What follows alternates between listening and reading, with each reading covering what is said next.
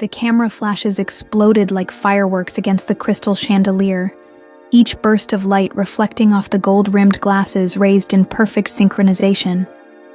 Mrs. Han Soo-jin's 60th birthday celebration was Seoul's social event of the season. 300 guests, the city's elite, and every major media outlet capturing what should have been a moment of family triumph. Naomi Carter Han stood frozen in her red hanbok, the silk feeling heavier than armor against her skin. The traditional Korean dress had been her mother-in-law's choice, a test disguised as a gift. Around her, conversations flowed in rapid Korean, words she'd been studying for 2 years but still felt like swimming upstream against. And now, Mrs. Han's voice cut through the murmur, honey-sweet but sharp as a blade. A toast to family traditions that have sustained the Han legacy for generations. The soju glass appeared in Naomi's trembling fingers, passed directly from her mother-in-law's manicured hands. The elderly woman's smile was perfect for the cameras. Warm, embracing, the picture of acceptance. But her whisper, meant only for Naomi's ears, sliced through the facade like ice through silk. In this house, tradition speaks louder than blood. Naomi's breath caught. Around them, photographers jostled for the perfect angle of the happy family moment. Min-jae stood beside her, his jaw clenched so tightly she could see the muscle jumping beneath his perfectly groomed exterior. His hand found hers under the table, a secret squeeze of solidarity that no one else could see. "Smile, daughter-in-law," Mrs. Han commanded, her voice carrying just enough volume for the nearby guests to hear the endearment, while her eyes promised otherwise. The toast commenced.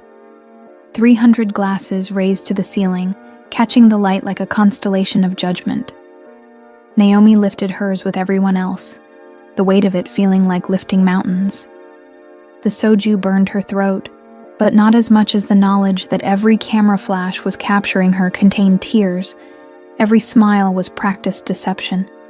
She had married for love. They were celebrating a lie. As the applause thundered around them, Mrs. Han leaned in one final time, her lips barely moving.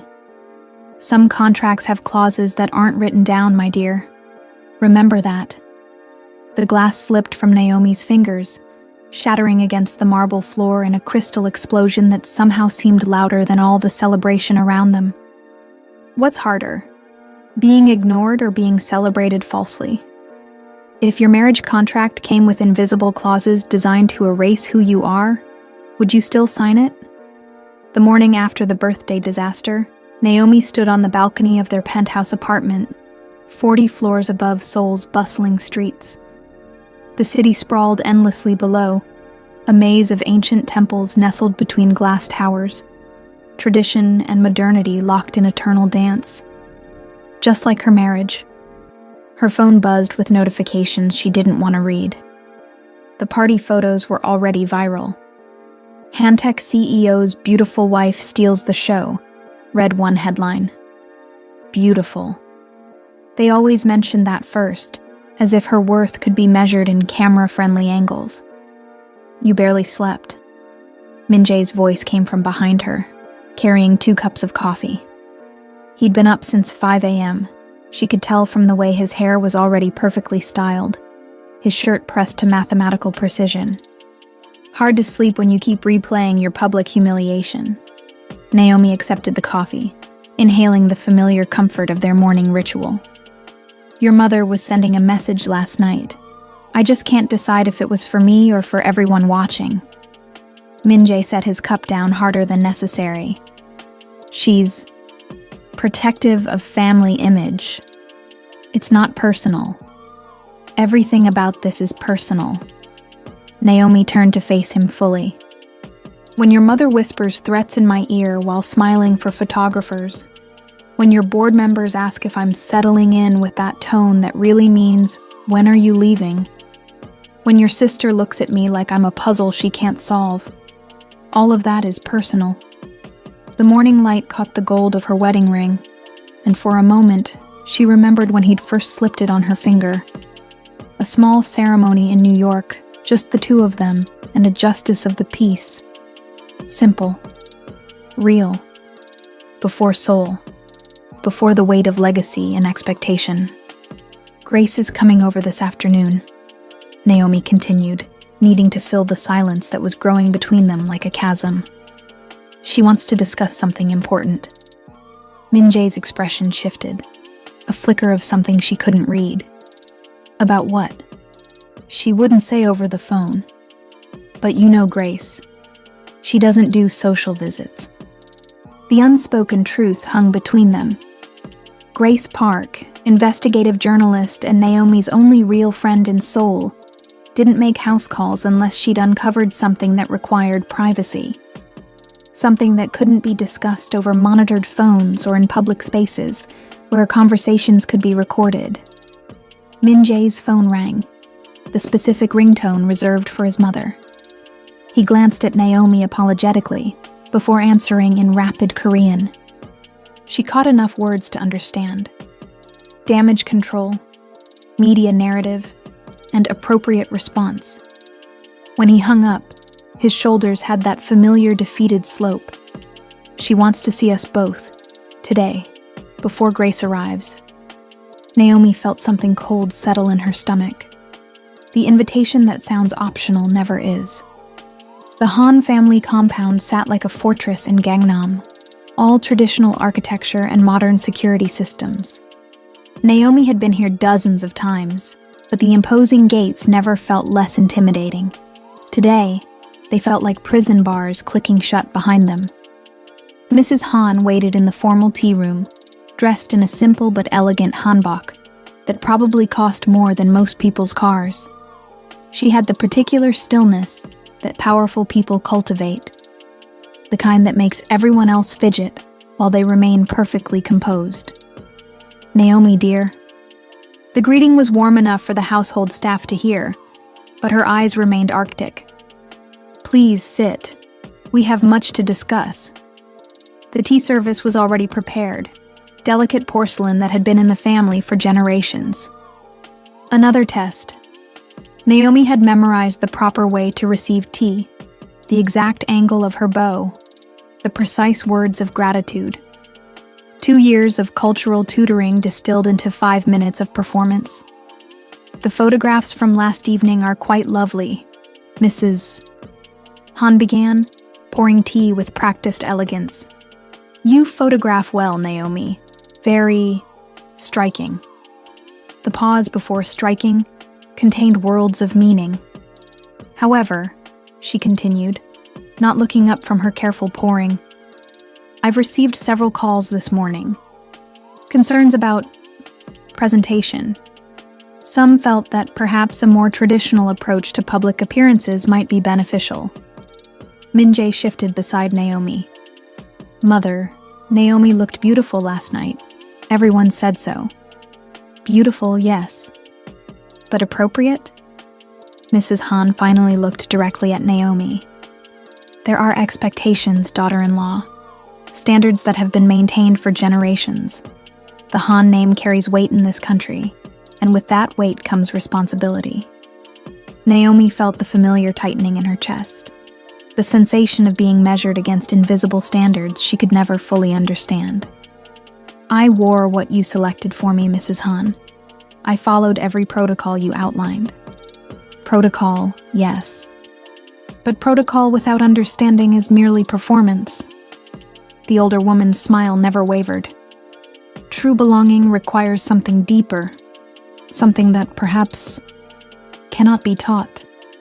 The words hit like physical blows, each one carefully chosen for maximum impact while maintaining plausible deniability. If anyone asked later, Mrs. Han had simply been discussing cultural education. Nothing more. Mrs. Han, Naomi began, then stopped. She'd been about to defend herself, to explain her genuine efforts to understand and honor Korean culture.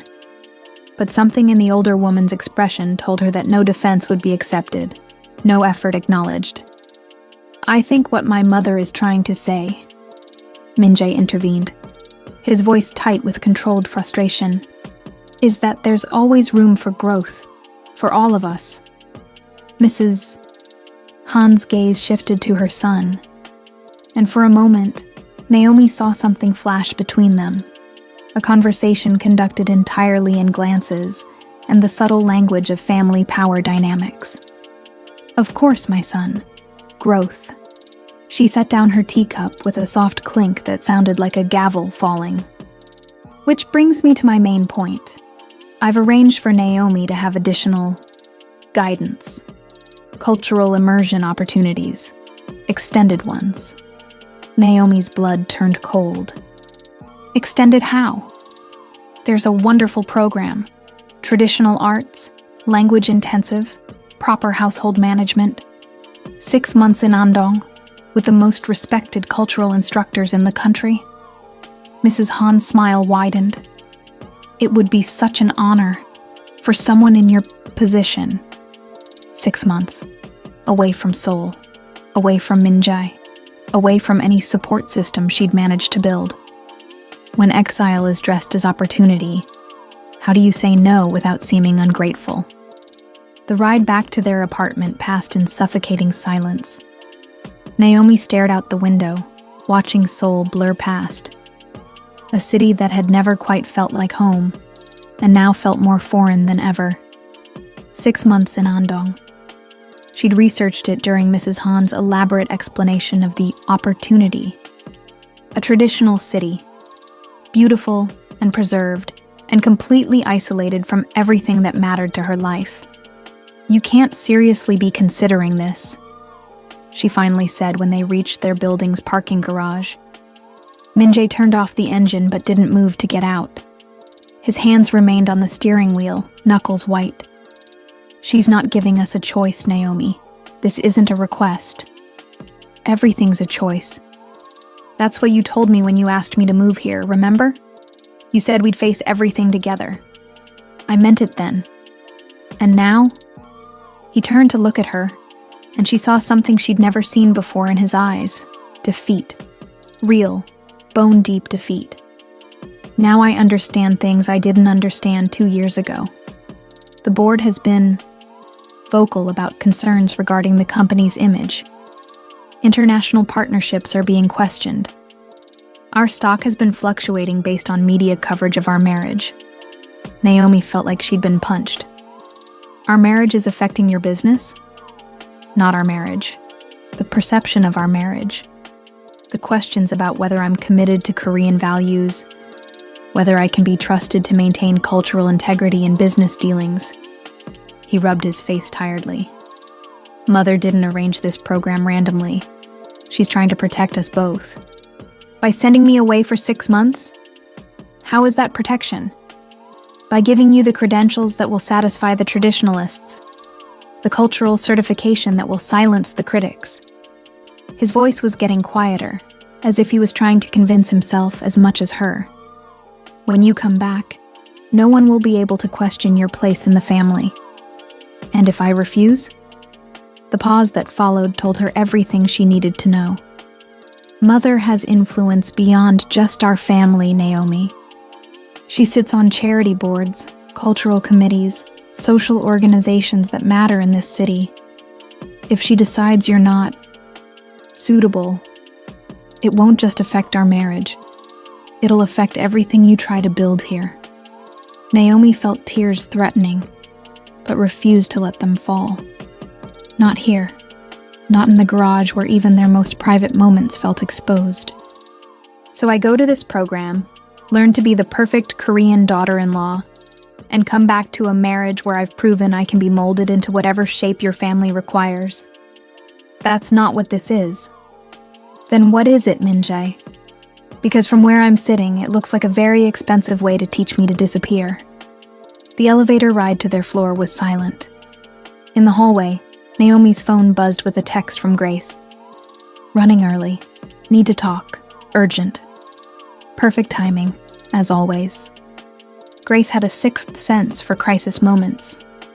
She'll be here in an hour, Naomi told Minjae as they entered their apartment. Whatever she found, she thinks it's important enough to risk coming here. Minjae loosened his tie. the first uncontrolled gesture she'd seen from him all day. "Naomi, about what my mother said, don't." She held up a hand to stop him. "Don't explain it away, or minimize it, or tell me she means well. I heard what she said. I understood exactly what she meant."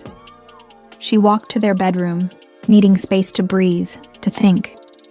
In the mirror, she caught sight of herself, still wearing the conservative dress she'd chosen for the family meeting, her hair styled in the sleek low bun that Mrs. Hahn preferred.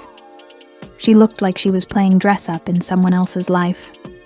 The red handbag from last night hung in the closet, still smelling faintly of the expensive perfume and underlying judgment from the party. She'd worn it to honor tradition, and it had become a costume in her own humiliation. Her reflection stared back, a woman caught between worlds, belonging fully to neither. When trying to honor someone else's culture means losing your own identity, where do you draw the line? Grace arrived like a storm system, all kinetic energy and barely contained urgency.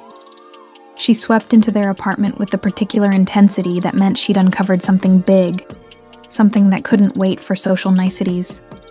"We need to talk. All of us." She set her laptop bag down with the decisive thud that meant business. "Min-jae, whatever you're thinking about doing, you need to hear this first."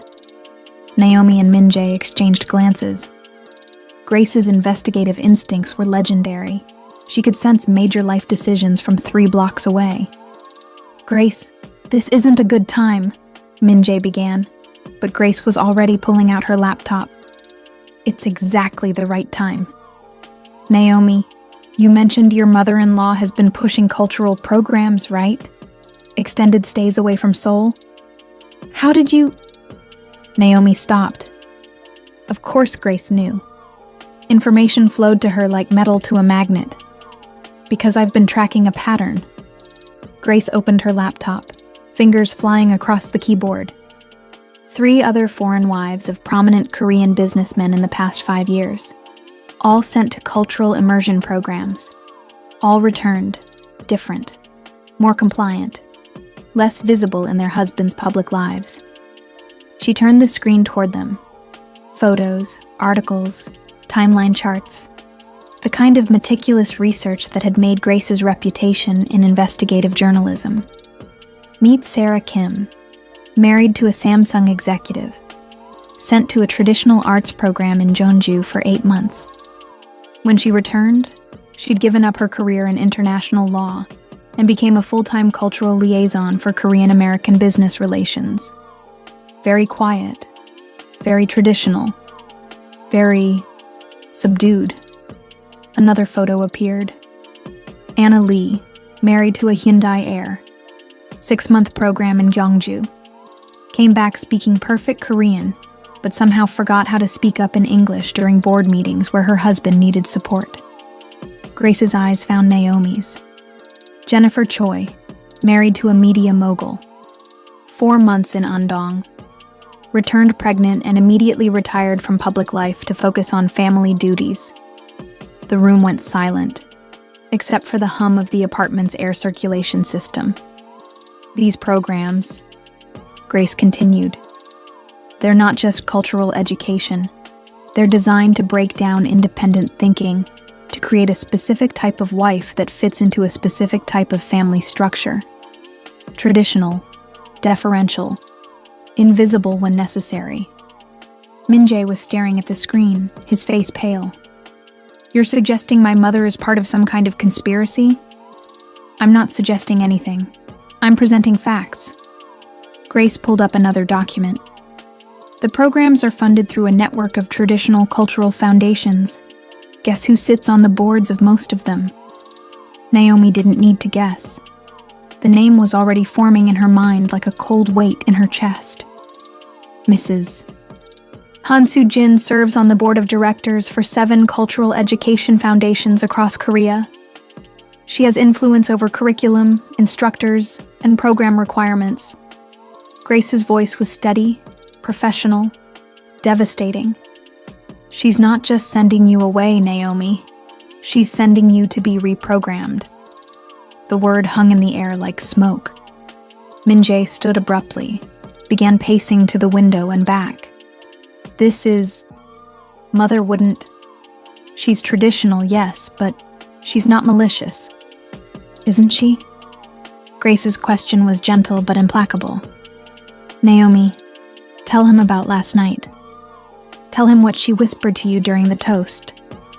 Naomi had kept those words locked away, trying to convince herself she'd misunderstood the tone, the implication. Now, in the harsh light of Grace's research, they felt like puzzle pieces clicking into place.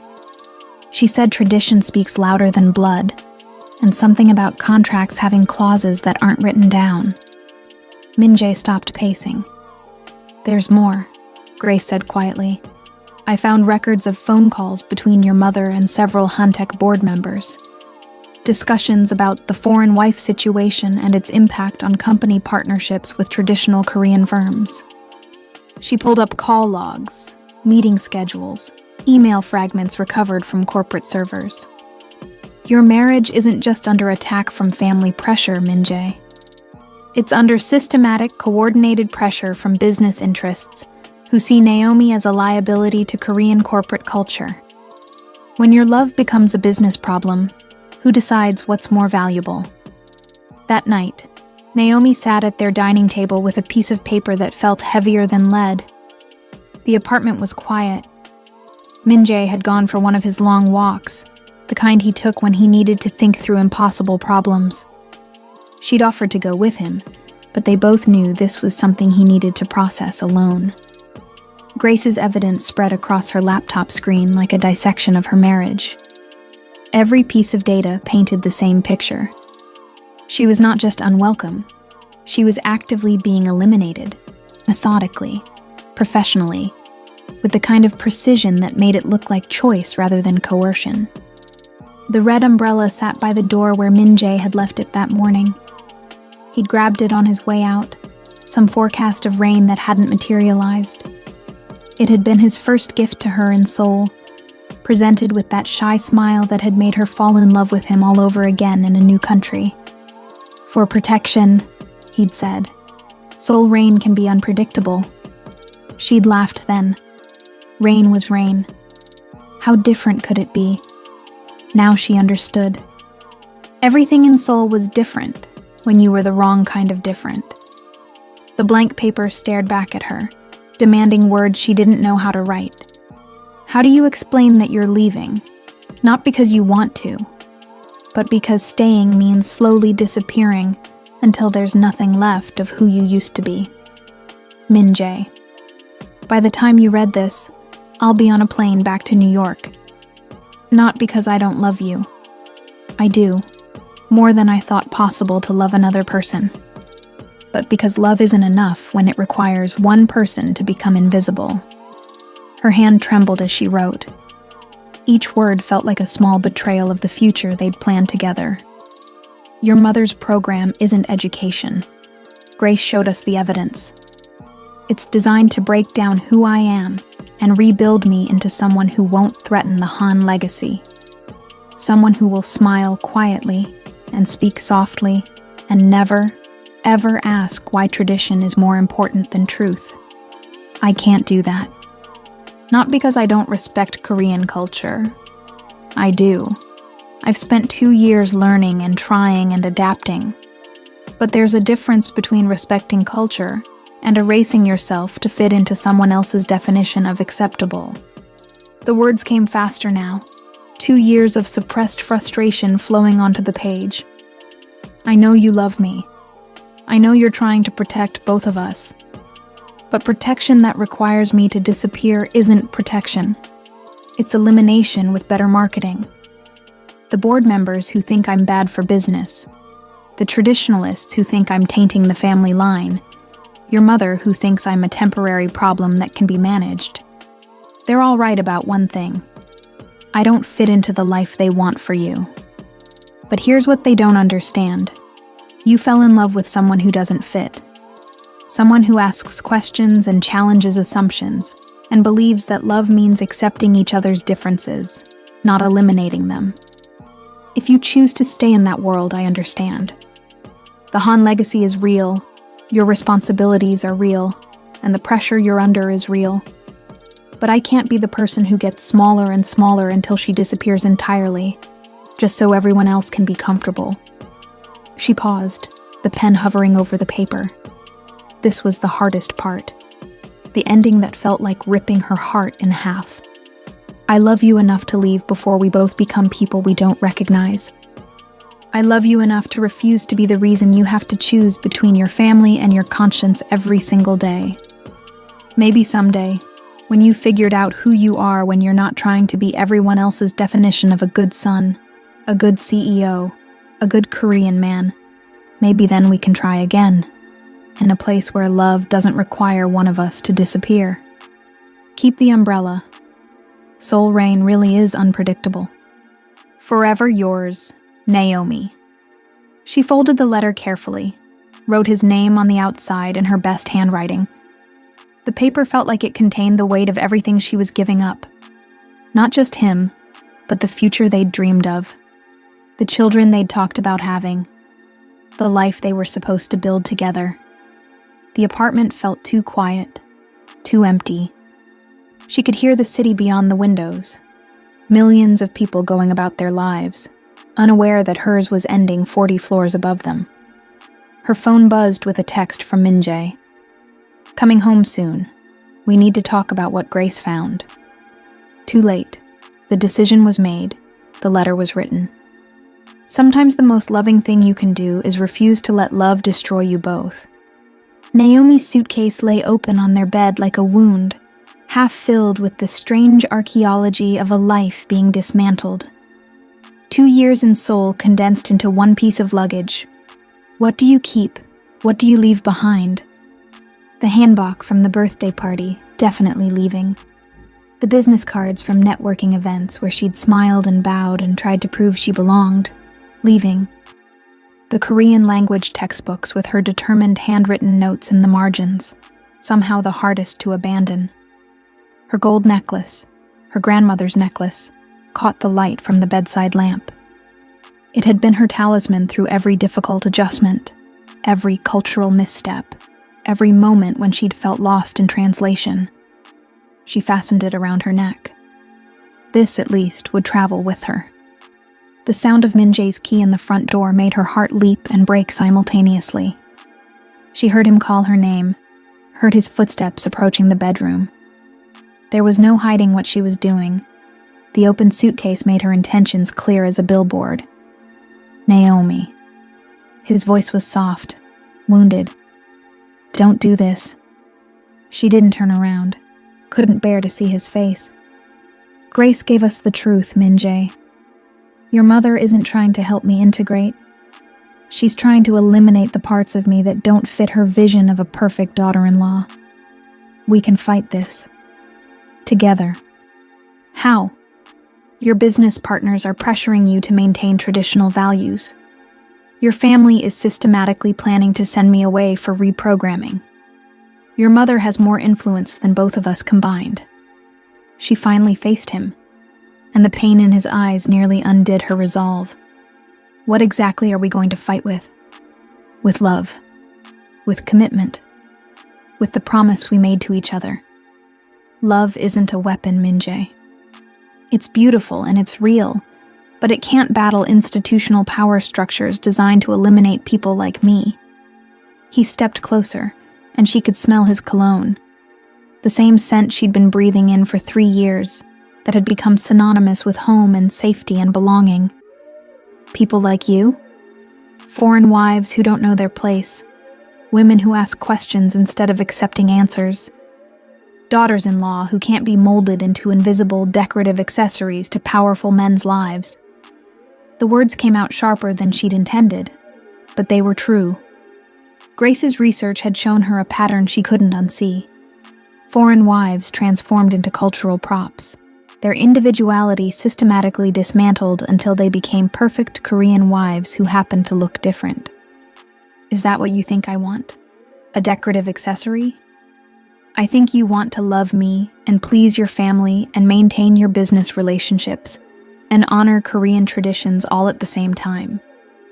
I think you're a good man trying to solve an impossible equation, She zipped the suitcase closed with hands that shook slightly.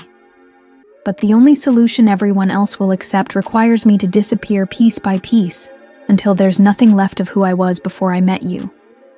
Min-jae sat heavily on the edge of the bed, his perfect composure finally cracking. So you're just leaving? After everything we've built together? I'm leaving before everything we've built together destroys us both. She'd practiced this conversation in her head during the packing, but reality was messier, more painful. The distance between the bed and the door felt like an ocean. The letter explains everything better than I can right now, she said, nodding toward the folded paper on his nightstand.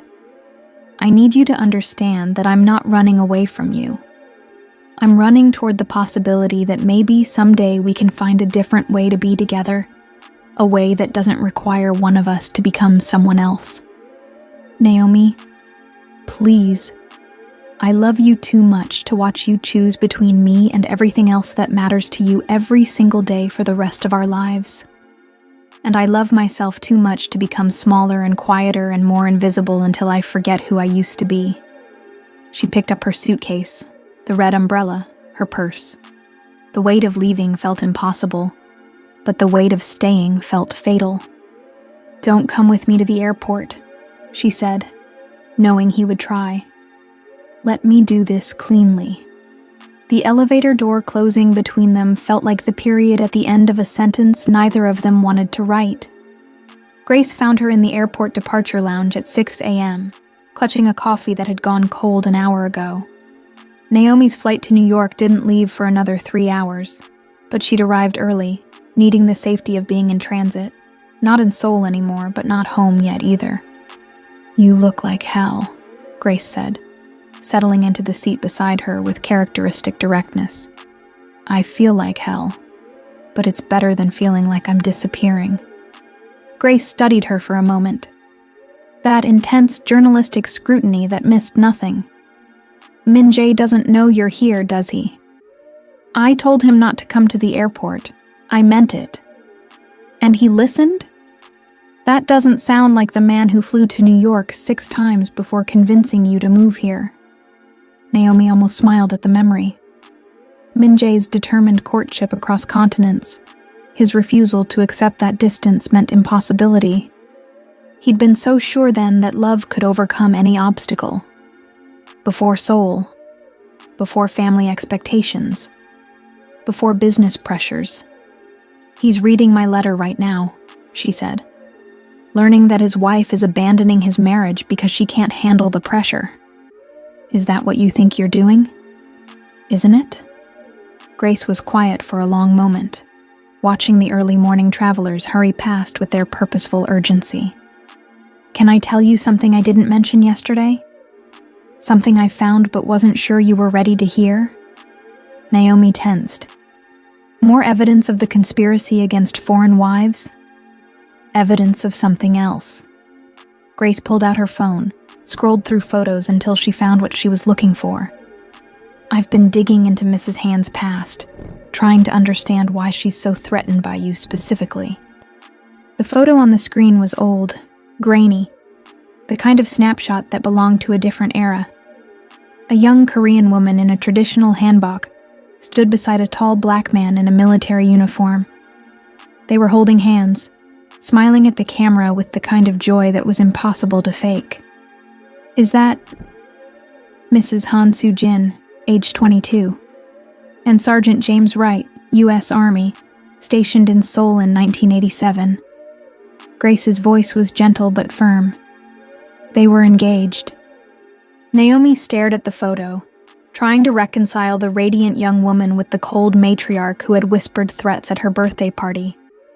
What happened? Family pressure? Social expectations? Sound familiar?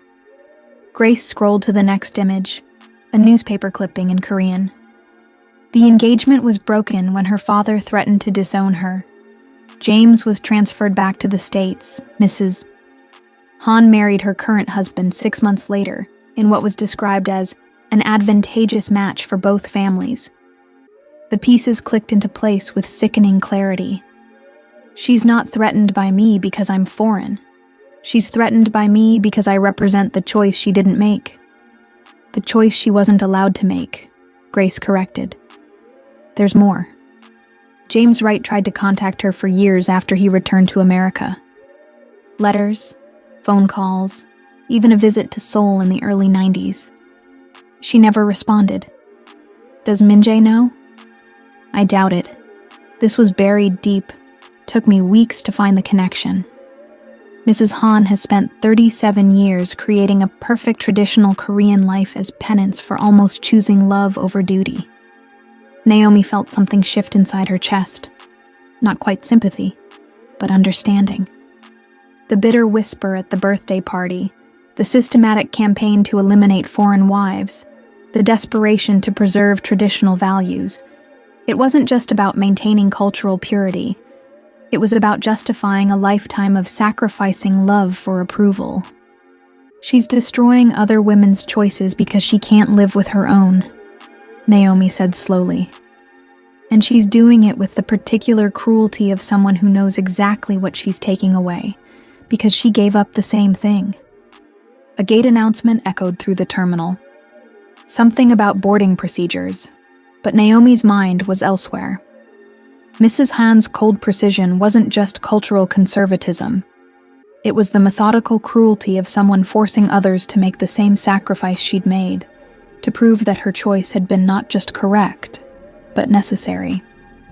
This doesn't change anything, Naomi said finally. Understanding why she's doing this doesn't make it less devastating. Maybe not. But it might change how Min-jae responds when he finds out. Grace's phone buzzed with an incoming call. She glanced at the screen, then at Naomi. Speaking of Min-jae, some truths are too big to be contained by airport departure lounges and international flights. Min-jae found them in the departure lounge 90 minutes later, looking like he'd driven through Seoul traffic at dangerous speeds to get there. His usually immaculate appearance was disheveled, hair uncombed, shirt wrinkled, the kind of visible desperation that meant he'd read her letter and understood exactly what he was losing. "Don't get on that plane," he said without preamble, ignoring the curious glances from other travelers. "Not yet. Not until you hear what I have to say."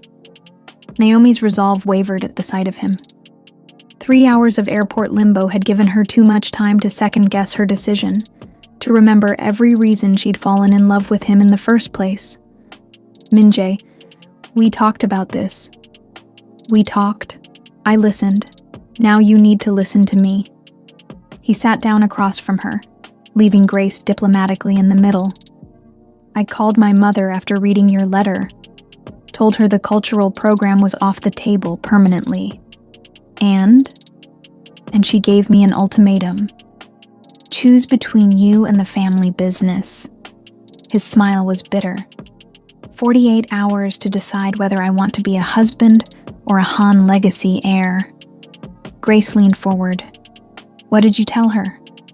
"I told her I'd made my choice 3 years ago when I proposed to Naomi in Central Park. Everything since then has been me trying to convince myself I could have both." Naomi felt her carefully constructed walls beginning to crack. "Min-jae, you can't just abandon everything you've built." "I'm not abandoning anything.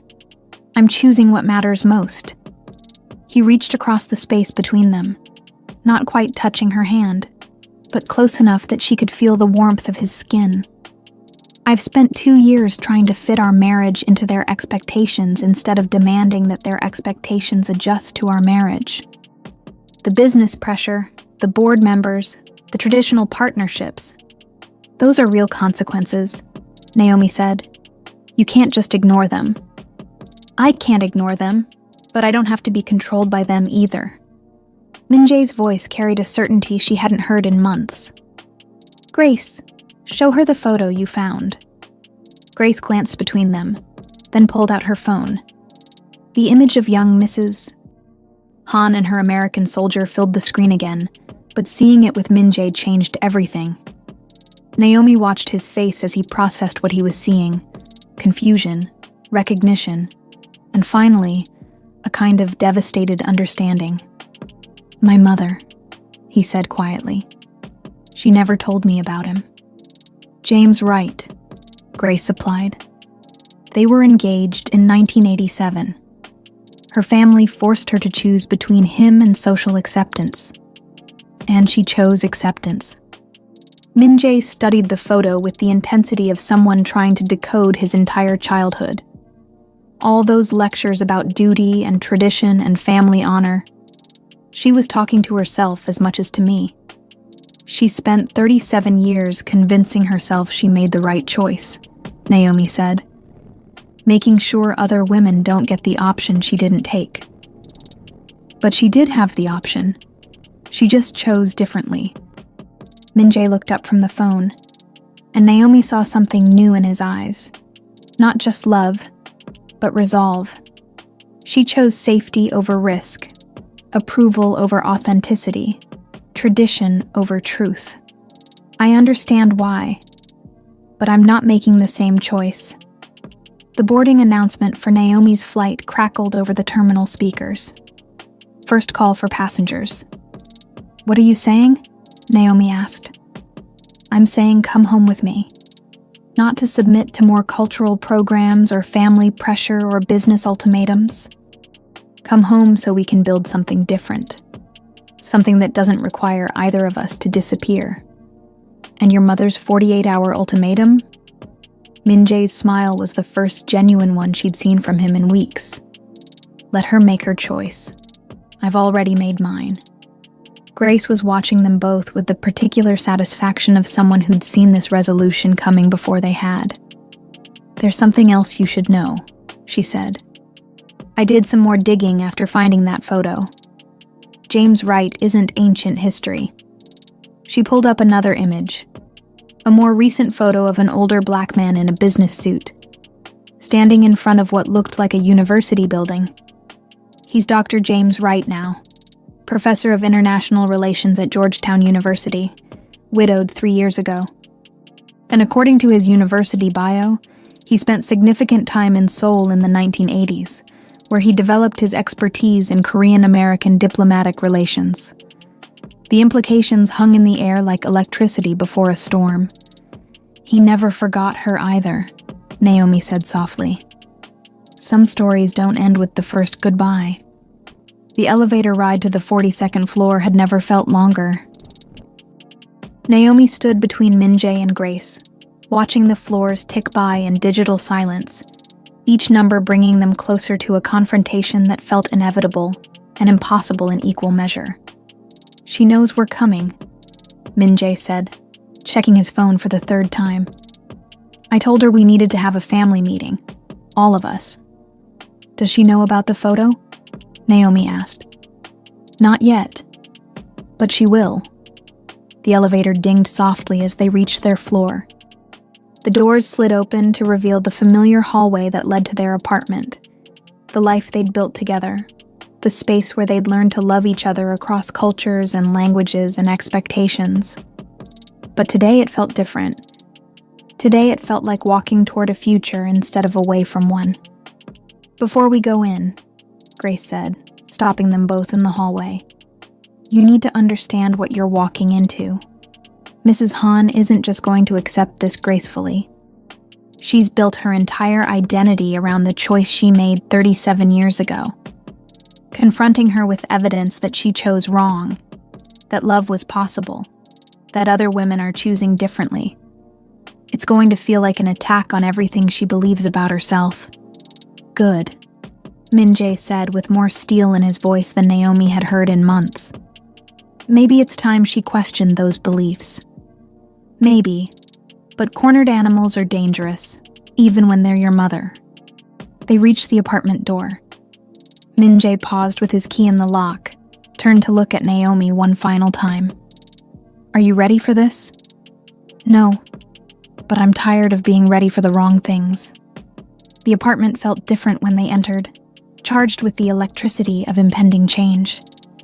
Mrs. Han sat in the formal living area, still wearing the elegant hanbok from earlier, but somehow diminished by it now, as if the traditional clothing had become a costume she was trapped inside. "You missed your flight," she observed without looking up from her tea service. How unfortunate. Mother, we need to talk. Min-jae took Naomi's hand, a deliberate gesture of unity that wasn't lost on anyone in the room. About the cultural program, about the board pressure, about the real reason you're so determined to change Naomi. Mrs. Han's composure never wavered, but something flickered behind her eyes. I'm determined to help her become the woman this family needs her to be. The woman you never got to be? Grace's voice was gentle but implacable. Or the woman you were forced to stop being. Now Mrs. Han looked up, her gaze sharp and dangerous. I beg your pardon? Grace set her phone on the coffee table, the photo of young Mrs. Han and James Wright facing up like evidence in a trial. Sergeant James Wright, U.S. Army, Seoul, 1987, engaged to Han Soo-jin for 8 months before family pressure ended the relationship. The silence that followed was profound. Mrs. Han stared at the photo as if it contained the power to rewrite history, her carefully maintained mask finally beginning to crack. How did you... She stopped, regrouped, rebuilt her defenses. That was a long time ago. Ancient history. Ancient history that's been shaping your decisions for 37 years, Min-jae said quietly. Ancient history that's been used to justify destroying other women's choices because you couldn't live with your own. I made the right choice. The words came out sharp, defensive. I chose family honor over personal desire. I chose stability over chaos. You chose fear over love, Naomi interrupted, her voice steady despite the magnitude of what she was saying. And you've spent 4 decades trying to prove that was the only possible choice by making sure no other woman in your sphere gets to choose differently. Mrs. Han stood abruptly, her teacup clattering against its saucer. You don't understand what was at stake. What I gave up to preserve this family's reputation, its position in society. What did you give up? Min-jae asked. Because from where I'm standing, it looks like you gave up love and authenticity and the possibility of real happiness. And you've been trying to make everyone else give up the same things to justify that sacrifice. When the foundation of your entire life is built on a choice you can't admit was wrong, how do you rebuild without destroying everything? Mrs. Ian. Han moved to the floor-to-ceiling windows that overlooked Seoul, her back rigid with the kind of posture that comes from decades of holding unwelcome truths at bay. The city sprawled below them, millions of lights beginning to twinkle in the gathering dusk, each one representing lives and choices and possibilities. You think you understand, she said finally, her voice barely above a whisper. You think love conquers all? That tradition is just an excuse for cruelty? That I destroyed my happiness out of some kind of perverse devotion to social expectations? Didn't you? Naomi asked gently. I was 22 years old. My father threatened to disown me, to remove our family from all social and business connections. James was being transferred back to America with no guarantee of return. I had no education, no independent means of support, no way to survive in either country without family backing. She turned from the window, and for the first time, Naomi saw her as something other than an adversary. A young woman who had faced an impossible choice with limited options. So I chose security.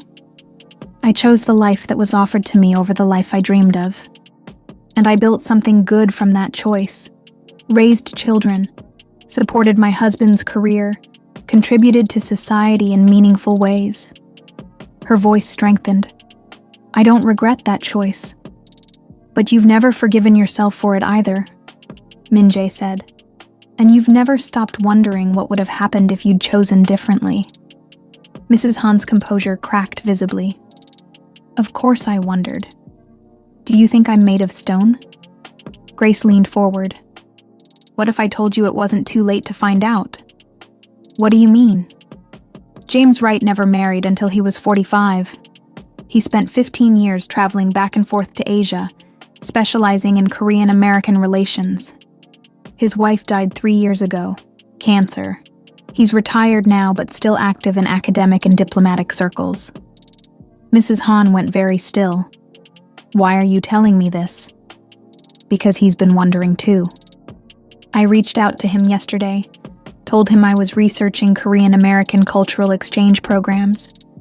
He asked if I'd ever heard of a Han Soo-jin from Seoul."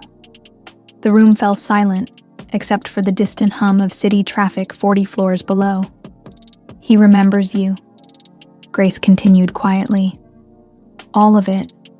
The engagement, the family pressure, the letters he sent that went unanswered.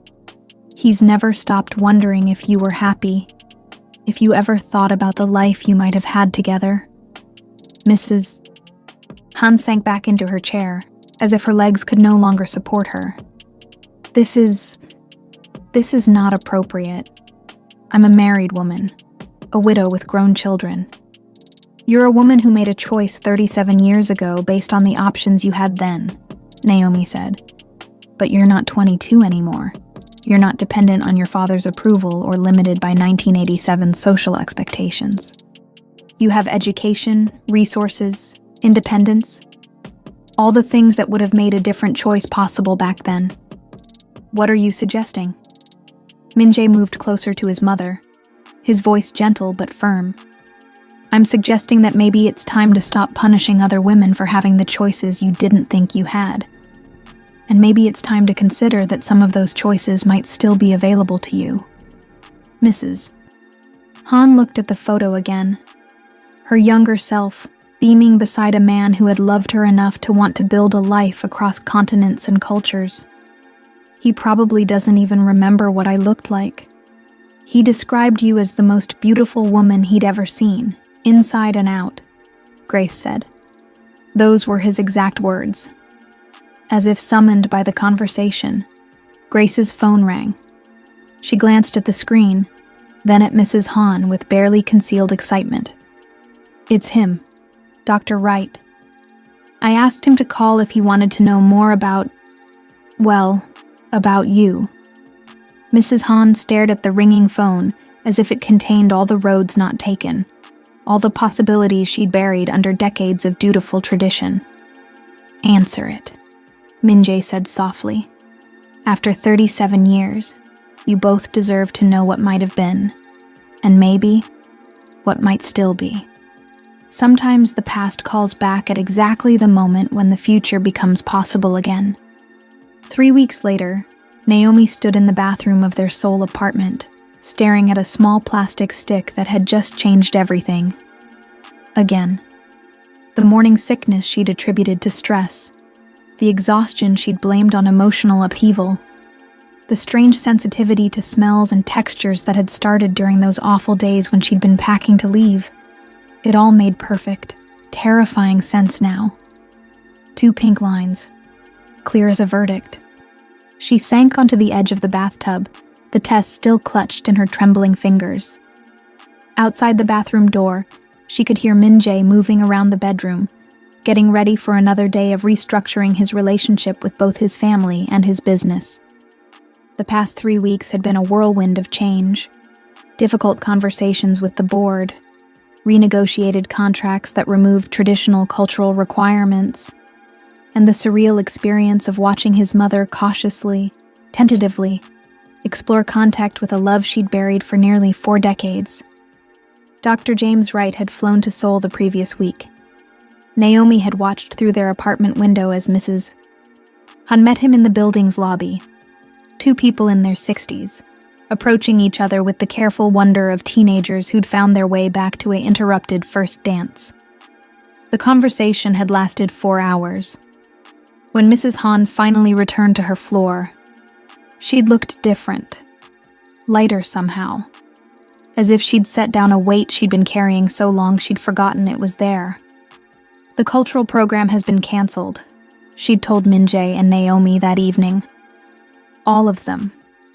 I've resigned from the Cultural Foundation boards and dissolved the foreign wife integration initiatives. It had been an apology without explicitly being an apology. The closest thing to acknowledgement they were likely to get from a woman who'd spent decades perfecting the art of never admitting mistakes. But now, staring at the pregnancy test, Naomi realized they were about to enter entirely new territory. A baby changed everything. Again. It would be the ultimate test of whether the changes in their family dynamics were real or just temporary adjustments to immediate pressure. Naomi? Min-jae's voice came through the bathroom door. Are you all right? You've been in there for 20 minutes. She looked at herself in the mirror. An Afro-American woman about to become the mother of a biracial child in a Korean family that had spent the better part of a year trying to convince her she didn't belong. The irony was so complete it was almost funny. Almost. I'm fine, she called back, though she was anything but fine. She was terrified and exhilarated and completely unprepared for the conversation she was about to have. She opened the bathroom door to find Min-jae sitting on the edge of their bed, already dressed for the office, but looking at her with the kind of concentrated attention that meant he'd sensed something significant was happening. What's wrong? He asked immediately. Nothing's wrong. At least I don't think anything's wrong. But something is different. She held up the pregnancy test, the 2 pink lines still unmistakably clear. Min-jae stared at it for a long moment, as if his brain was processing information too big to immediately comprehend. Then he looked at her face, then back at the test, then at her face again. You're pregnant. I'm pregnant. We're going to have a baby. We're going to have a baby. He stood up slowly, moved toward her with the careful movements of someone afraid that sudden motion might make this miraculous, terrifying reality disappear. How do you feel about this? He asked, his hands hovering near her shoulders as if he wasn't sure whether touching was appropriate. Scared, happy, overwhelmed, completely unprepared. She laughed, though it came out shaky. How do you feel about this? Like everything just changed again, right when I thought we'd figured out how to make everything work. When you're finally building the life you want, how do you prepare for the life you didn't know you needed? The Han family dining room had hosted many significant conversations over the years, but none quite like this one. Mrs. Han sat at the head of the mahogany table that had been in the family for 3 generations. Her posture as impeccable as always, but her expression softer than Naomi had ever seen it. Dr. James Wright sat beside her, a detail that would have been unthinkable just a month ago. His presence had shifted something fundamental in the family dynamics, though Naomi wasn't entirely sure what that would mean for the long term. Min-jae had requested this family meeting to share their news, and Naomi could feel his nervous energy radiating across the table. They'd agreed he should take the lead in the announcement, partly because his Korean was better suited for the cultural nuances, and partly because she still felt like she was walking on diplomatic eggshells despite the recent detente. Mother James, Min-jae began, using the first name that Dr. Wright had requested, rather than any formal title. Naomi and I have something important to share with you. Mrs. Han's eyes sharpened, with the particular attention that meant she was preparing for either wonderful news or terrible news, with no middle ground between the two. We're expecting a baby, Min-jae said simply. Due in about 7 months. The silence that followed felt like the entire apartment building holding its breath. Is us. Han's face went through a series of micro-expressions. Surprise, calculation, something that looked like joy, then concern, then back to joy. Decades of emotional control warring with the spontaneous reaction of a woman about to become a grandmother. A baby, she repeated, as if testing the words for their reality. A baby, Naomi confirmed, placing her hand instinctively on her still flat stomach. Your first grandchild. My first grandchild. Mrs. Han's voice carried a wonder that transformed her entire presence. A Han baby. Dr. Wright leaned forward slightly. Congratulations to both of you. This is wonderful news. But Mrs. Han was already moving, rising from her chair with the kind of purpose that had intimidated Naomi for 2 years. For a moment, Naomi tensed, expecting another lecture about cultural expectations or traditional child-rearing practices. Instead, Mrs. Han approached her with tears gathering in her eyes, the first time Naomi had ever seen her mother-in-law display unguarded emotion. "May I?" she asked softly, her hands hovering near Naomi's stomach. The gesture was so unexpected, so vulnerable, that Naomi could only nod. Mrs. Han's palm settled gently against her abdomen, and for a moment, the woman who had whispered threats at birthday parties became simply a grandmother-to-be, marveling at the miracle of new life. "This changes everything," Mrs. Han whispered, and Naomi wasn't sure if she was talking to the baby, to them, or to herself. Sometimes the future arrives in the form of 2 pink lines and changes every rule you thought was permanent. 2 months into the pregnancy, Naomi discovered that being pregnant in a Korean chaebol family came with its own unique set of challenges and unexpected benefits. Mrs. Han had transformed from antagonist to fierce protector, though her protection sometimes felt as overwhelming as her previous hostility. "You need to see Dr. Kim," Mrs. Han announced, arriving at their apartment with an armload of pregnancy books and what appeared to be a complete nutritional supplement pharmacy.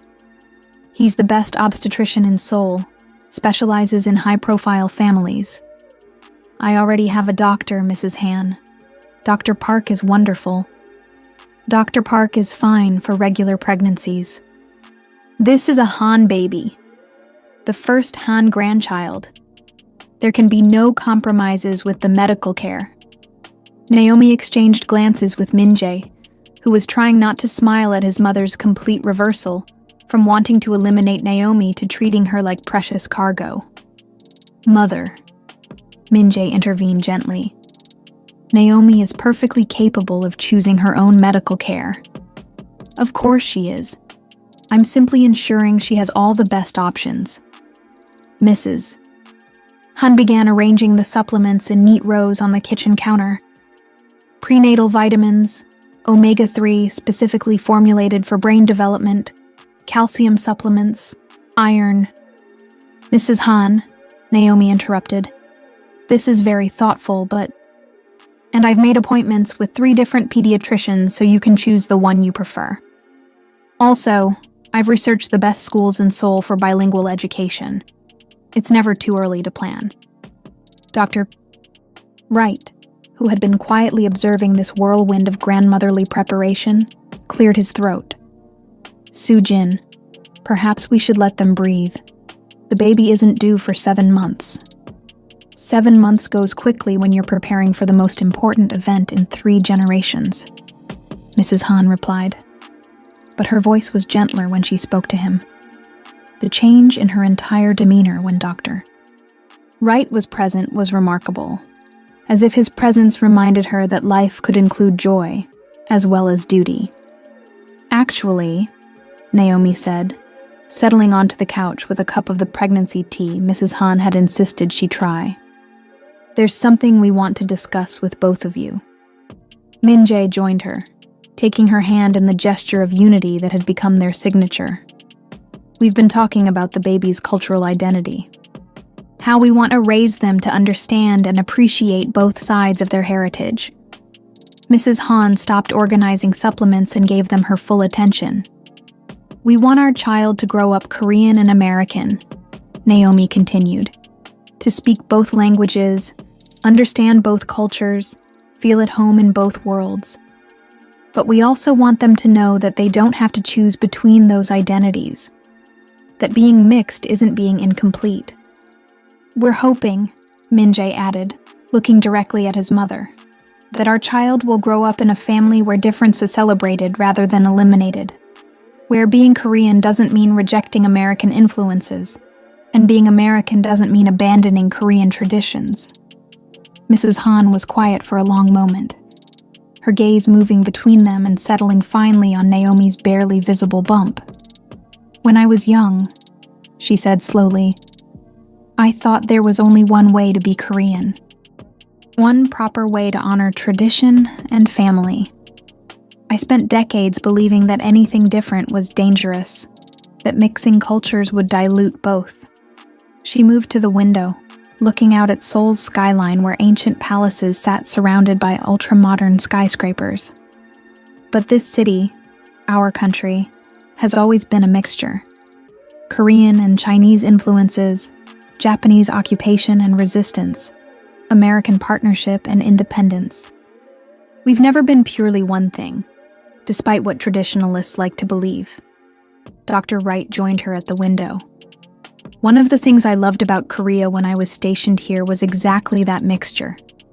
The way old and new, traditional and modern, Eastern and Western ideas could coexist and create something entirely unique. Your child," Mrs. Han said, turning back to them, "will be the future of what Korean families can become.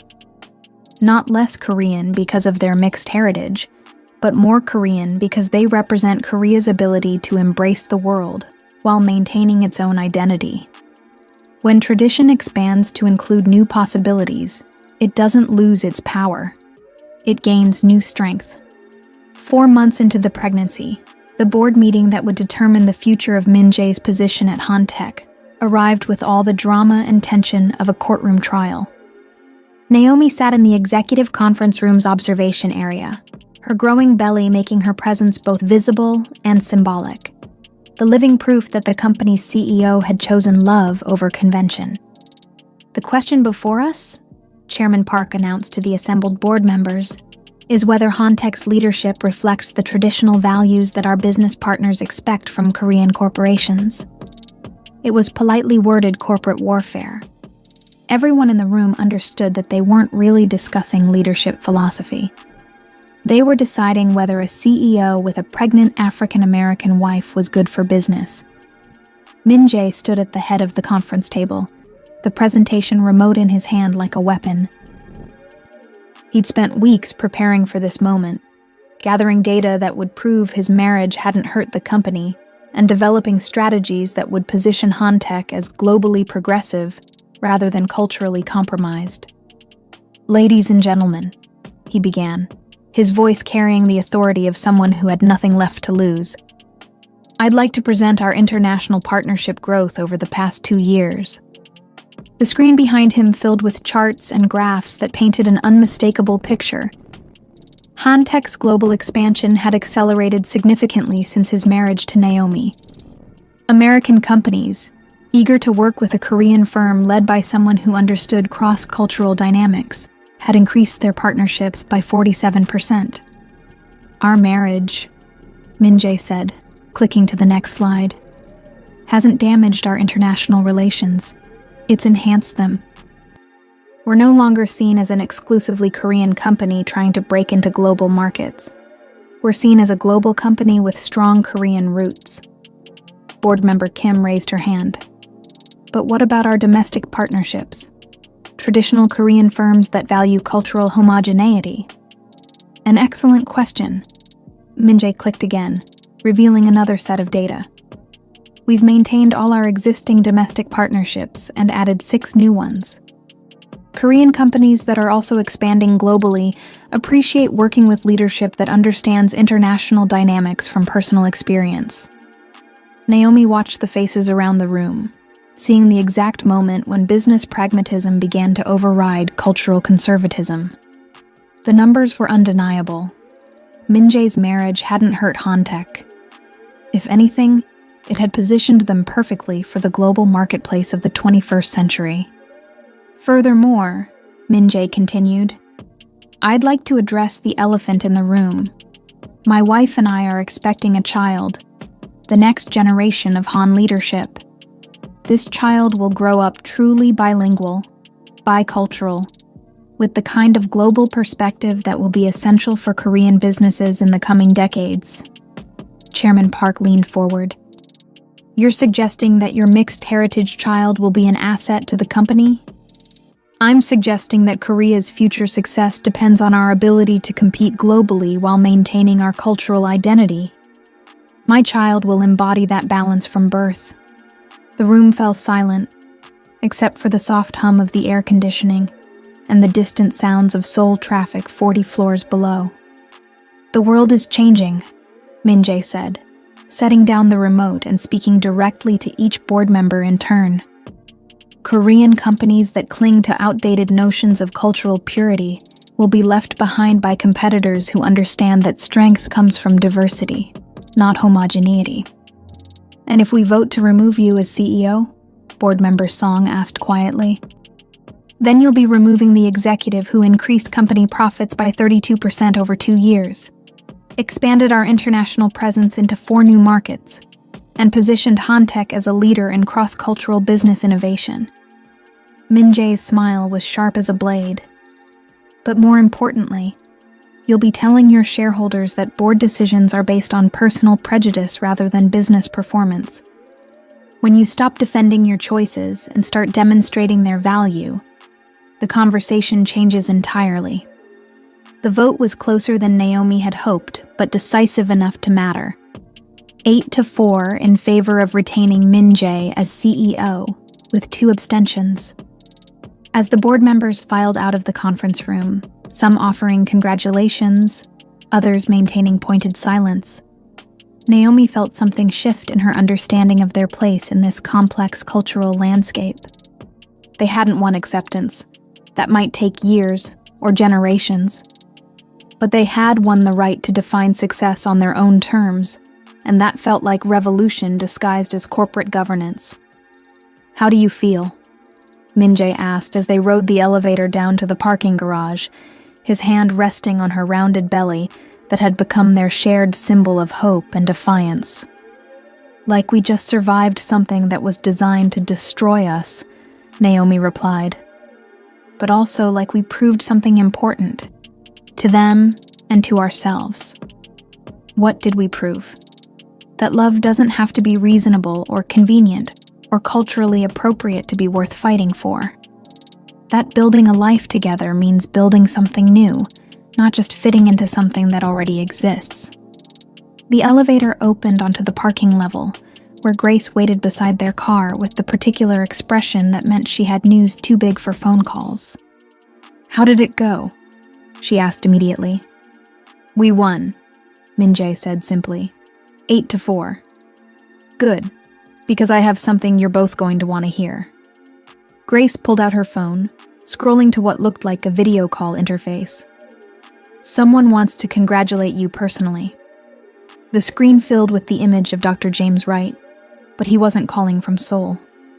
Behind him, Naomi could see what looked like a hotel room with distinctly American decor. "Congratulations on the board vote," he said, his smile warm and genuine. "Soo-jin wanted to be there for the meeting, but she's a little busy right now." "Busy with what?" Min-jae asked. The camera shifted, revealing Mrs. Han in the background, dressed casually in jeans and a sweater that Naomi had never seen her wear. Comfortable clothes that made her look years younger and infinitely more relaxed. "We're in Washington, D.C., Dr. Wright explained. "Soo-jin wanted to see where I lived, where I worked. She's giving a guest lecture at Georgetown tomorrow about Korean cultural preservation in the modern era." Mrs. Han moved closer to the camera, and Naomi was struck by how different she looked. Not just the casual clothing, but something fundamental in her expression. The rigid control had been replaced by something that looked like peace. "Min-jae, Naomi," she said, "I wanted you to know that watching you fight for your marriage, for your right to build a family on your own terms, it gave me the courage to fight for something I thought I'd lost forever." "Mother, are you saying—" "I'm saying that sometimes it takes the next generation to show the previous generation what's possible. Your baby will grow up knowing that love doesn't require anyone to disappear, that families can honor tradition while creating new possibilities." Dr. Wright's arm came around Mrs. Han's shoulders, a gesture so natural, it was clear they'd been rebuilding their connection with remarkable speed. "We wanted to ask," he continued, If you'd consider letting us be involved grandparents. Both of us. James has always wanted children, and Mrs. Hand's voice caught slightly. I want to be the kind of grandmother who celebrates everything this child will be, not someone who tries to limit what they can become. Naomi felt tears threatening for what felt like the 100th time since becoming pregnant. Hormones, probably, but also the overwhelming emotion of watching impossible things become not just possible, but real. We would love that, she managed. All of it. When the previous generation learns to rewrite their stories, they give the next generation permission to write entirely new ones. And 6 months pregnant and glowing with the particular radiance that comes from winning battles you never expected to fight, Naomi stood in the nursery they'd created in what used to be Min-jae's home office. The room was a perfect blend of cultures, Korean traditional elements mixed with American practicality, soft colors that would work for any gender, and enough books in both languages to start a small library. The crib arrived this morning, Min-jae announced, wheeling in a box that looked far too complicated for what was supposed to be baby furniture. Mother sent it from DC. Apparently it's the same model that James's daughter used for her children. His daughter? Naomi settled into the rocking chair they'd chosen together. Another gift, this one from Grace, who had appointed herself the baby's unofficial aunt. Turns out James has 2 children from his marriage. Both grown, both excited about having a Korean step-grandmother and a new baby cousin. Min-jae began unpacking the crib components with the focused determination of a man who had conquered corporate boards and was now facing the mystery of assembly instructions. Our child is going to have the most internationally complicated family tree in Seoul. I like complicated, Naomi said, watching him sort screws and wooden pieces with engineering precision. Simple was never really an option for us anyway. Her phone buzzed with a text from Grace. Finished the article. Want to read it before it goes to print? Grace had been working on a feature story about changing family dynamics in Korean society, using their experience as a case study.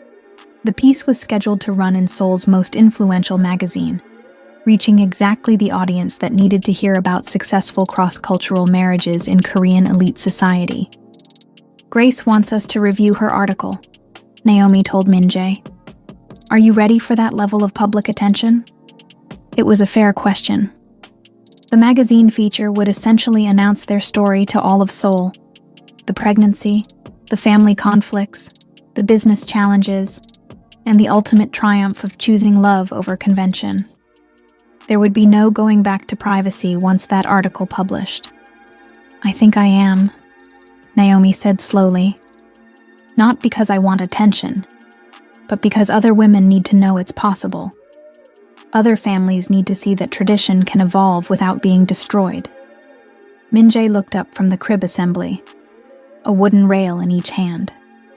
Even if it means our child grows up in the public eye, being pointed to as an example of successful cultural integration, our child is going to grow up being pointed to as something no matter what we do. Mixed-race children in Korean society don't get to be invisible.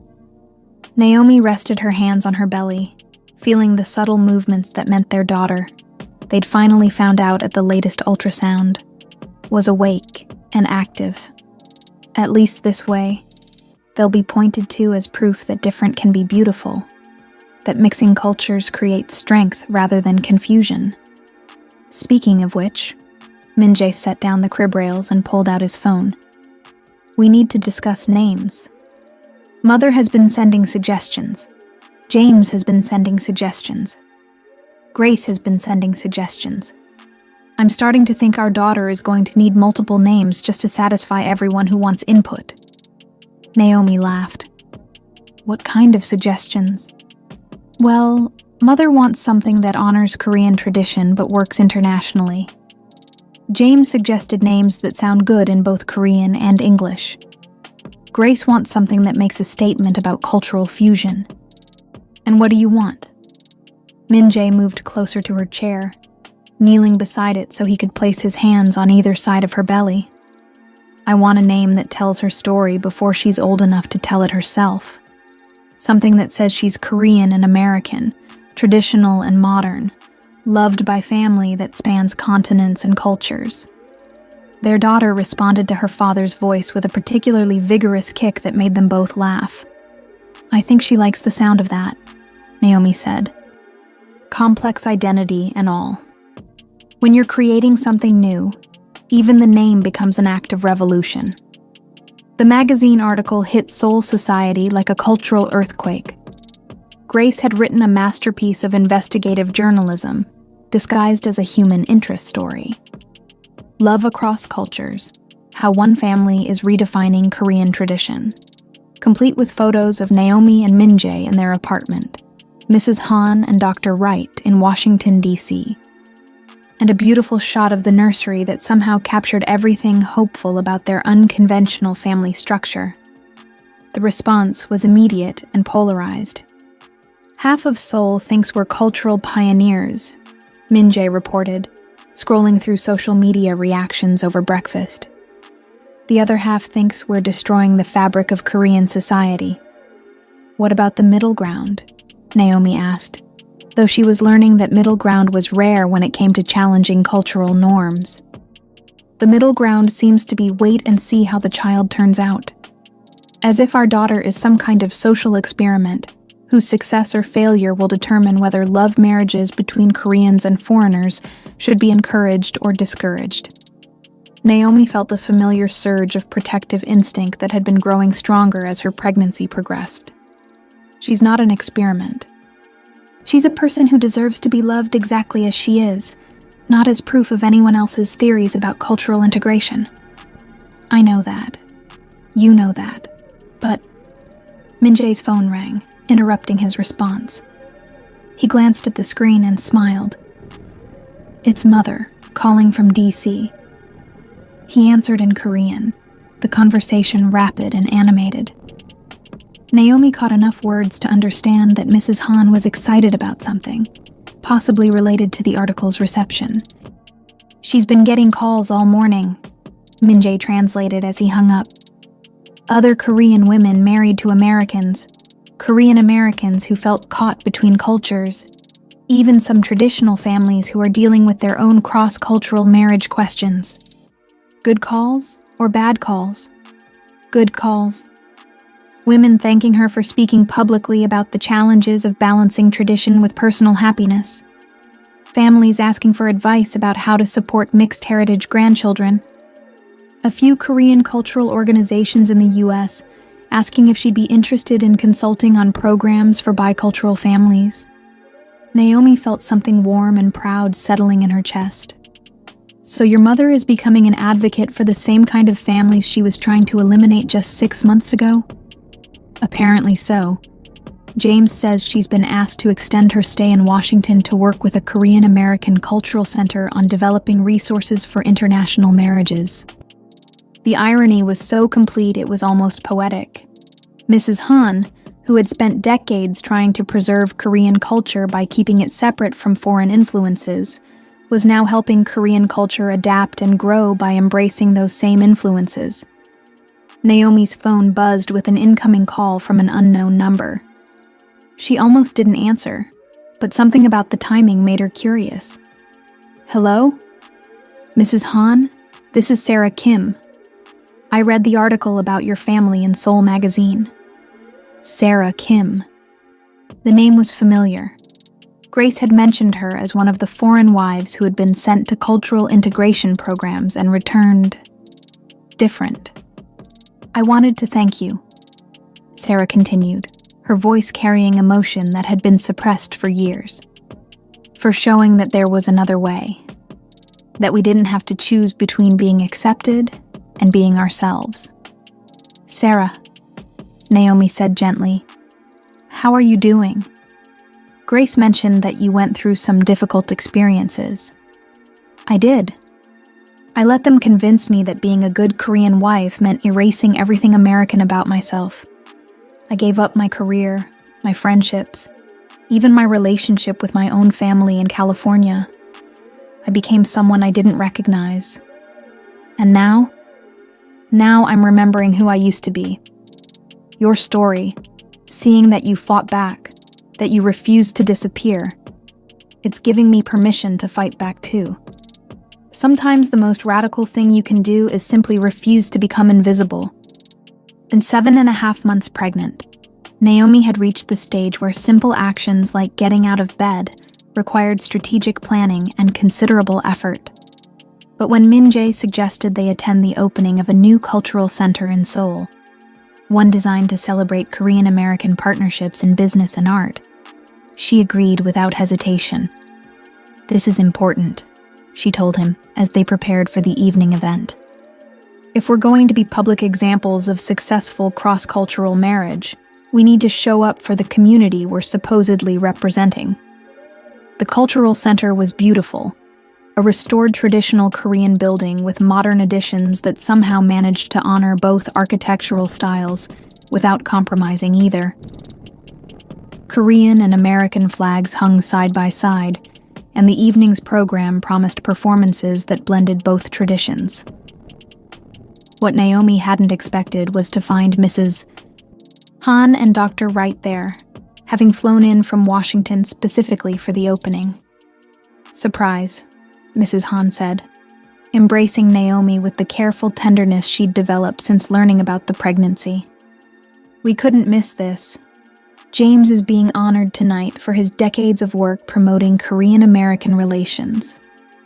Dr. Wright looked slightly embarrassed by the attention, but pleased to be in Seoul again. "It's surreal being back here under such different circumstances," he told Min-jae. "The last time I was in this city, I thought I'd lost everything that mattered to me. And now?" Min-jae asked. "Now I'm watching the woman I loved become the grandmother of my step-grandchild, in a Korea that's finally ready to embrace the kind of love we thought was impossible 37 years ago." The evening's program was a celebration of cultural fusion. Korean traditional music performed alongside American jazz, visual art that blended Eastern and Western techniques, poetry in both languages that explored themes of identity and belonging. Naomi found herself moved to tears more than once, though she blamed pregnancy hormones rather than admitting how deeply the performances affected her. But the most powerful moment came near the end of the evening, when the center's director invited families who represent the future of Korean-American relations to come forward for a group photograph.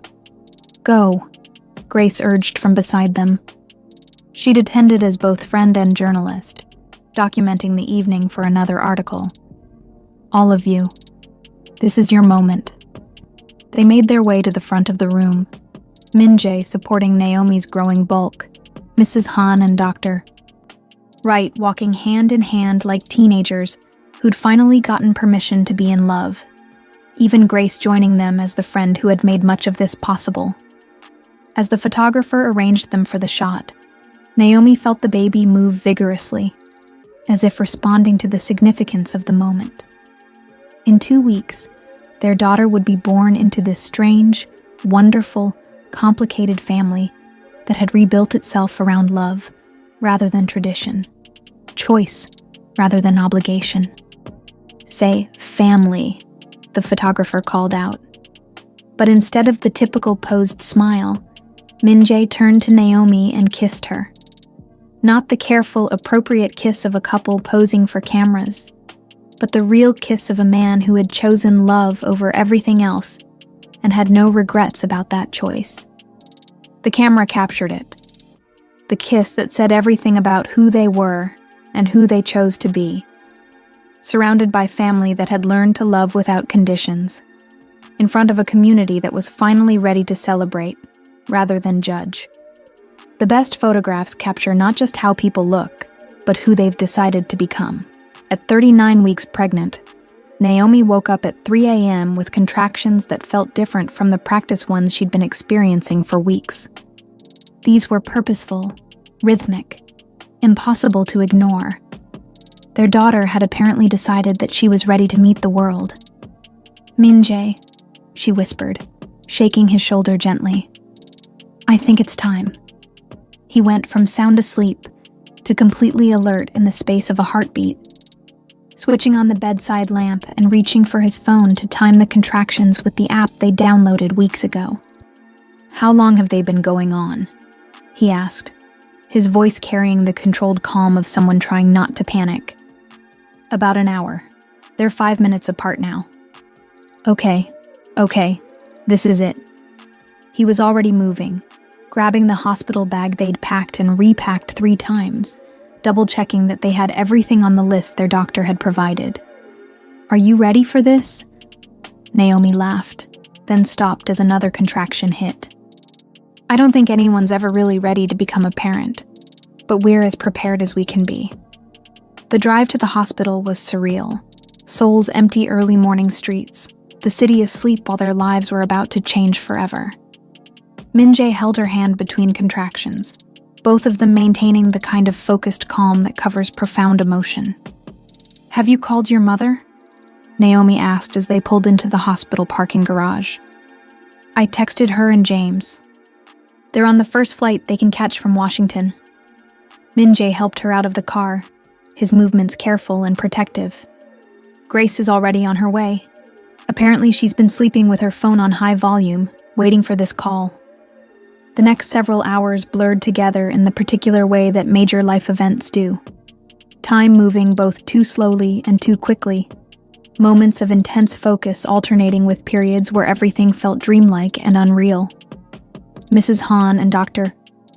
Wright arrived just as Naomi entered active labor, having taken a red-eye flight and gone straight from the airport to the hospital. Mrs. Han appeared in the doorway of the delivery room wearing yesterday's clothes and an expression of barely contained excitement. "How is she?" she asked Min-jae in rapid Korean. "Doing beautifully," he replied. "Another few hours, maybe." "I brought something," Mrs. Han said, pulling a small wrapped package from her purse. "For the baby, when she's ready." Inside the package was a traditional Korean baby blanket, silk embroidered with symbols for health, happiness, and prosperity. But what made Naomi's eyes fill with tears was the American flag embroidered alongside the Korean symbols, a deliberate inclusion that said everything about how much had changed in their family. "It's perfect," Naomi managed between contractions. She'll love knowing that her grandmother made sure she was welcomed by both sides of her heritage from her very first day. Grace arrived with coffee and flowers, and the particular energy that came from witnessing friends' major life moments. "I brought my camera," she announced. "If you want me to document anything. No pressure, but this is kind of historic. The first Han baby born into a completely rewritten family structure. Just maybe not during the actual delivery?" Min-jae suggested, and everyone laughed. At 2:47 p.m., after 12 hours of labor and a final hour of intense pushing, their daughter entered the world with a cry that sounded like she had opinions about the timing and circumstances of her arrival. "She's perfect," Dr. Kim announced, placing the baby on Naomi's chest. "Completely healthy, beautiful, and clearly ready to take on the world." Naomi looked down at her daughter, their daughter, and felt something click into place that she hadn't even realized was missing. The baby was beautiful in the way that newborns are, wrinkled and red and somehow both fragile and strong at the same time. Her eyes were dark like Min-jae's, but shaped like Naomi's, her hair black and thick, her skin a perfect blend of both parents that would probably darken as she grew. "Hello, Maya," Min-jae whispered, reaching out to touch his daughter's tiny hand. They'd finally chosen the name just weeks ago, Maya, which meant illusion in Sanskrit, but good mother in Korean, and worked perfectly in both English and Korean pronunciation. "Maya Han Carter," Naomi added, using the hyphenated surname they'd decided on. "Your family has been waiting to meet you." Sometimes the most powerful revolutions begin with a baby's first breath. 3 weeks later, Naomi sat in the nursery at 4 a.m., nursing Maya while Seoul slept around them. The city lights twinkled through the windows like earthbound stars, and the apartment was quiet, except for the soft sounds of feeding and the gentle background hum of urban life. Min-jae appeared in the doorway, hair disheveled from sleep, carrying 2 cups of tea, and wearing the expression of wonder that had become his default since Maya's birth. "How's she doing?" he whispered, settling into the chair beside the rocker. "Perfect. Hungry every 3 hours like clockwork, but perfect." Naomi shifted Maya to her shoulder for burping, marveling again at how something so small could fit so completely into their lives. "Your mother called earlier. She and James are extending their stay in Washington for another month to work on that cultural center project, but they want to video call with Maya every day." And Grace finished her follow-up article about Maya's birth. The next generation. How one family's love story is changing Korean society. She's calling Maya Seoul's most famous newborn. Min-jae laughed softly. "No pressure on our daughter to represent successful cultural integration or anything." "I've been thinking about that," Naomi said, watching Maya's perfect little face as she settled back into sleep. About the pressure she might face growing up as the poster child for mixed families in Korea. Having second thoughts? Not second thoughts, just determination that she grows up knowing she's not responsible for proving anything to anyone. She's not a symbol, or an experiment, or a representative of anything except herself. Min-jae reached over to stroke Maya's cheek with one finger, his touch feather-light. "She'll know. We'll make sure she knows that being our daughter means being loved exactly as she is, not as what she represents to other people. Even when those other people include magazine writers and cultural commentators and business partners who want to use our family as an example of successful integration. Especially then." Min-jae's voice carried the certainty that had gotten them through the board meetings and family confrontations and cultural challenges of the past year. "Our job is to raise a daughter who knows she belongs everywhere she chooses to belong, not because she fits perfectly into any one category, but because she's confident enough in who she is to create her own space in the world." Maya made a small sound in her sleep. Not quite a cry, not quite a sigh, but something that sounded like contentment. "The red umbrella is in her closet," Naomi said softly, nodding toward the corner where Min-jae's first gift to her in Seoul hung beside tiny clothes in every color. "I want her to have it when she's older, as a reminder that protection comes from love, not from fitting in." "And your grandmother's necklace." Naomi touched the gold chain at her throat, the talisman that had carried her through every difficult moment since moving to Seoul. "She can have that too, when she's ready. As a reminder that strength comes from knowing who you are, not from becoming who others want you to be." Outside their window, Seoul was beginning to wake up. Early morning traffic, the distant sounds of a city starting another day. In a few hours, the apartment would fill with the normal chaos of new parent life.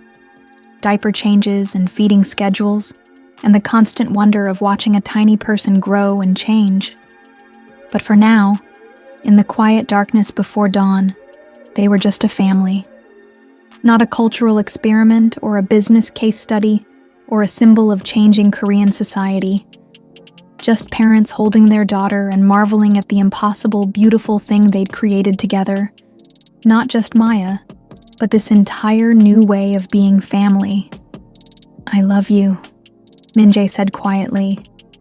The words meant for both of them, Naomi and Maya, his wife and his daughter, the two people who had taught him that love was always worth choosing, no matter what it cost. "I love you too," Naomi replied. "Both of you, all of us. This whole complicated, wonderful, impossible family we've built." Maya stirred in her arms, dark eyes opening briefly to look at her parents with the serious expression newborns sometimes wear, as if they're taking careful note of the world they've been born into. And in that look, Naomi saw the future, not perfect, not simple, but full of possibility and love, and the particular strength that comes from knowing exactly where you belong. 1 year later, Maya's first birthday party was exactly the kind of cultural fusion celebration that would have horrified Mrs. Han 2 years ago and perfectly represented everything she had learned to love about her expanded family. The Seoul apartment was decorated with Korean traditional elements alongside American birthday party staples.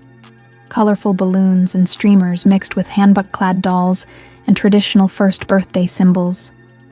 Naomi watched from the kitchen as Maya, now walking with the determined wobble of a 1-year-old, moved between her various grandparents and honorary family members. Mrs. Han, visiting from Washington where she and James had established a permanent residence, was teaching Maya to bow properly.